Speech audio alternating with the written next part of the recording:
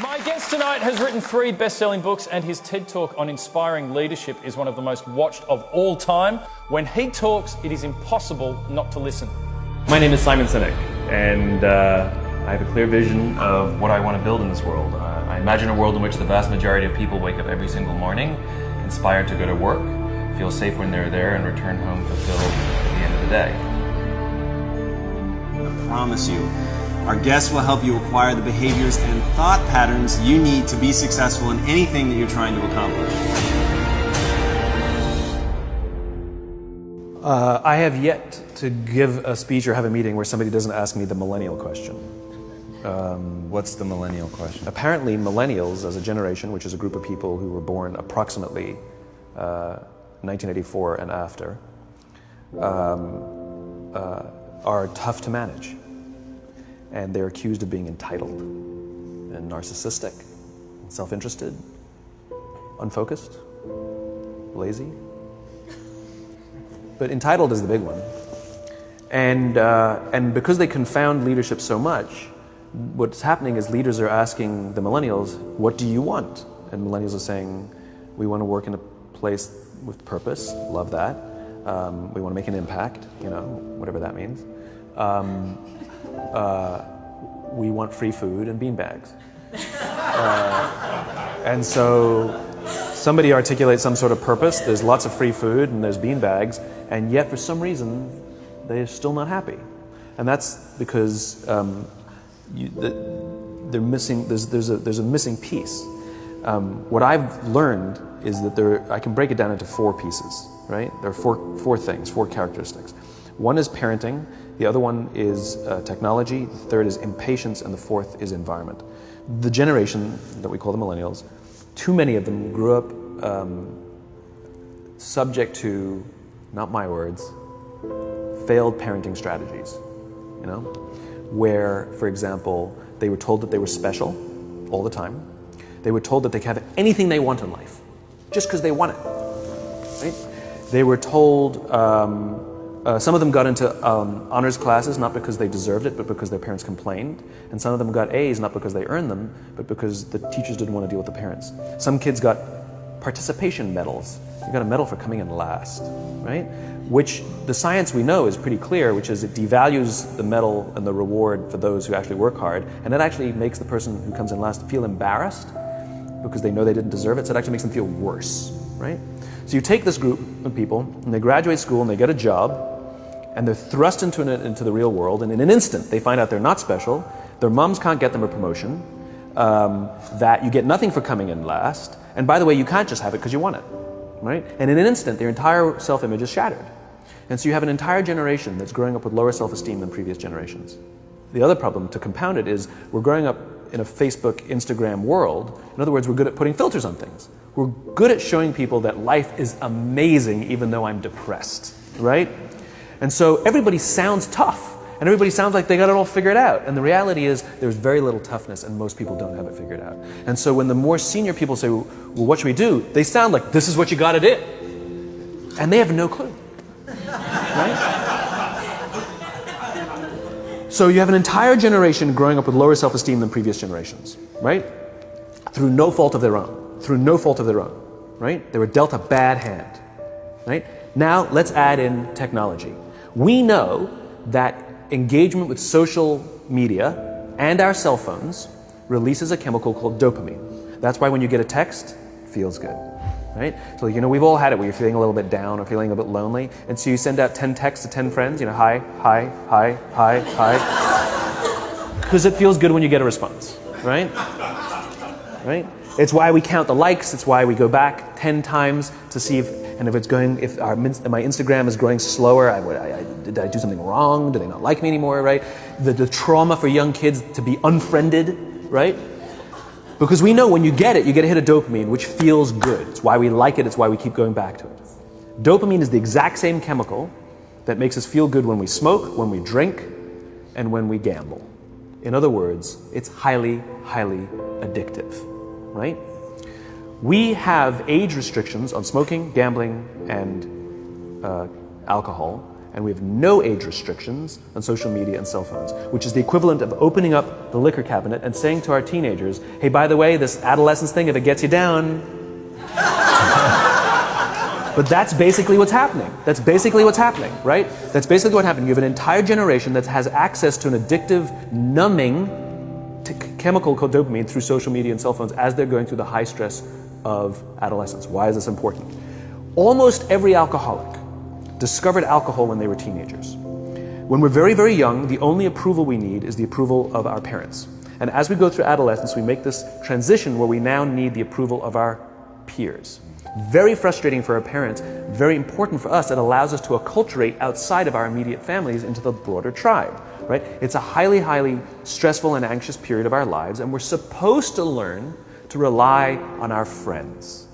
Some people, quite by accident, discover alcohol and numbing effects of dopamine to help them cope with the stresses and anxieties of adolescence. Unfortunately, that becomes hardwired in their brains, and for the rest of their lives, when they suffer significant stress, they will not turn to a person, they will turn to the bottle. Social stress, financial stress, career stress, that's pretty much the primary reasons why an alcoholic drinks, right? What's happening is because we're allowing unfettered access to these dopamine-producing devices and media, basically it's becoming hardwired, and what we're seeing is as they grow older, too many kids don't know how to form deep, meaningful relationships. Their words, not mine. They will admit that many of their friendships are superficial. They will admit that their friends, that they don't count on their friends, they don't rely on their friends, they have fun with their friends, but they also know that their friends will cancel on them if something better comes along. Deep, meaningful relationships are not there because they never practice the skill set, and worse, they don't have the coping mechanisms to deal with stress. So when significant stress starts to show up in their lives, they're not turning to a person, they're turning to a device, they're turning to social media, they're turning to these things which offer temporary relief. We know, the science is clear, we know that people who spend more time on Facebook suffer higher rates of depression than people who spend less time on Facebook, right? These things balanced. Alcohol is not bad, too much alcohol is bad. Gambling is fun, too much gambling is dangerous, right? There's nothing wrong with social media and cell phones. It's the imbalance, right? If you're sitting at dinner with your friends and you're texting somebody who's not there, that's a problem. That's an addiction. If you're sitting in a meeting with people you're supposed to be listening to and speaking, and you put your phone on the table, face up or face down, I don't care, that sends a subconscious message to the room that you're just not that important to me right now, right?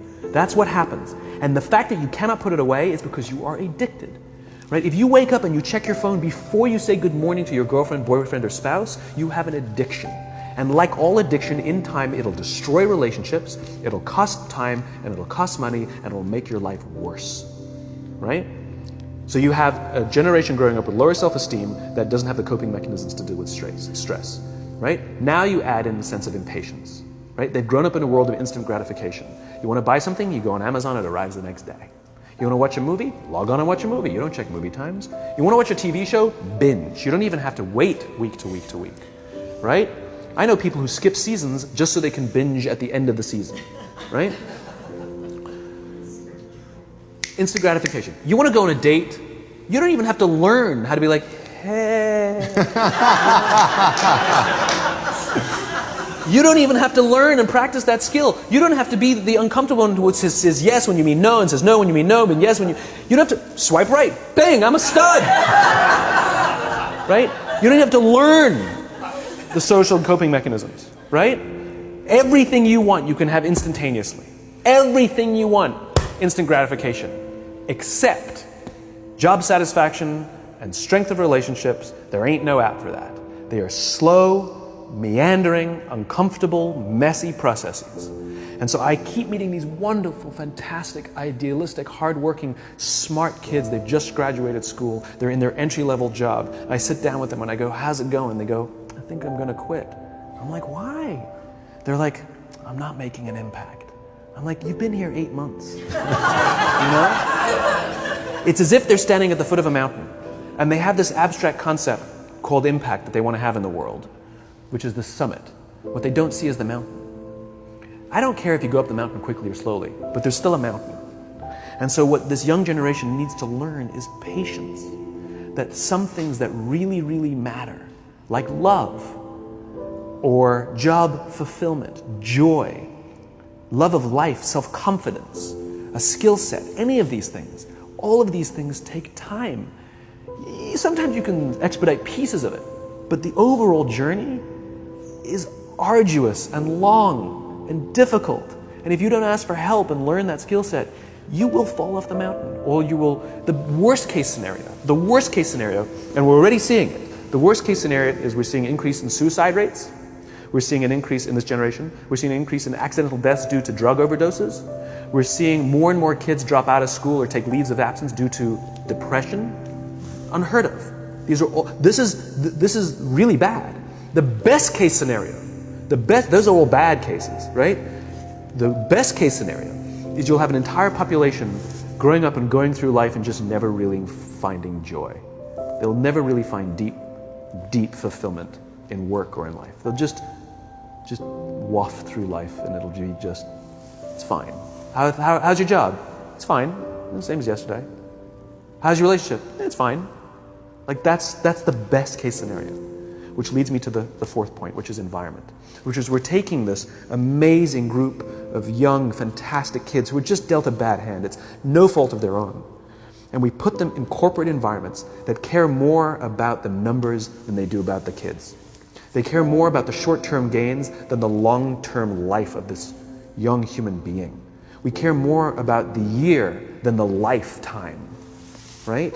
And so we are putting them in corporate environments that aren't helping them build their confidence, that aren't helping them learn the skills of cooperation, that aren't helping them overcome the challenges of a digital world and finding more balance, that isn't helping them overcome the need to have instant gratification and teach them the joys and impact and the fulfillment you get from working hard on something for a long time that cannot be done in a month or even in a year. And so we're thrusting into them in corporate environments, and the worst part about it is they think it's them. They blame themselves. They think it's them who can't deal. And so it makes it all worse. It's not. I'm here to tell them it's not them. It's the corporations. It's the corporate environments. It's the total lack of good leadership in our world today that is making them feel the way they do. They were dealt a bad hand, and I hate to say it, but it's the company's responsibility. Sucks to be you. Like, we have no choice, right? This is what we got, and I wish that society and their parents did a better job. They didn't. So we're getting them in our companies, and we now have to pick up the slack. We have to work extra hard to figure out the ways that we build their confidence. We have to work extra hard to find ways to teach them the social skills that they're missing out on. There should be no cell phones in conference rooms. None. Zero. And I don't mean the kind of like sitting outside waiting to text. I mean like when you're sitting and waiting for a meeting to start, this is what we all do. We all sit here and wait for the meeting to start. Meeting starting? Okay. And we start the meeting. No, that's not how relationships are formed. Remember we talked about it's the little things? Relationships are formed this way. We're waiting for a meeting to start and we go, how's your dad? I heard he was in the hospital. Oh, he's really good. Thanks for asking. He's actually at home now. Oh, I'm really glad. It was really amazing. I know, it was really scary for a while. That's how you form relationships. Hey, did you ever get that report done? Oh my God, no, I didn't. I'll help you out. Can I help you out with that? Really? That's how trust forms. Trust doesn't form at an event in a day. Even bad times don't form trust immediately. It's the slow, steady consistency. And we have to create mechanisms where we allow for those little innocuous interactions to happen. But when we allow cell phones in conference rooms, we just, okay, have the meeting. And then my favorite is like when there's a cell phone there and you go like this, you go. It rings and you go. I'm not going to answer that. Mr. Magnanimous, you know? When you're out for dinner with your friends, like I do this with my friends. When we're going out for dinner and we're leaving together, we'll leave our cell phones at home. Who are we calling? Maybe one of us will bring the phone in case we need to call an Uber or take a picture of our meal. That goes without saying, come on. I'm an idealist, but I'm not insane. You know? At a heathen. I mean, it looked really good. We'll take one phone. And so it's like an alcoholic. The reason you take the alcohol out of the house is because we cannot trust our willpower. We're just not strong enough. But when you remove the temptation, it actually makes it a lot easier.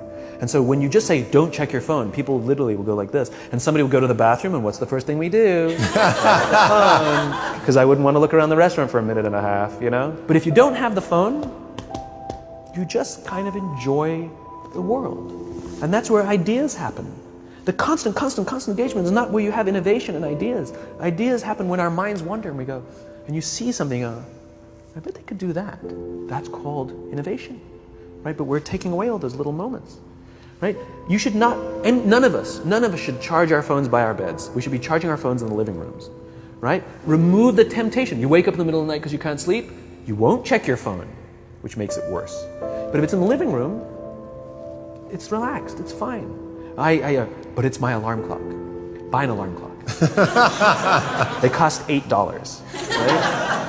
I'll buy you an alarm, right? But the point is we now in industry, whether we like it or not, we don't get a choice. We now have a responsibility to make up the shortfall and to help this amazing, idealistic, fantastic generation build their confidence, learn patience, learn the social skills, find a better balance between life and technology. Because, quite frankly, it's the right thing to do.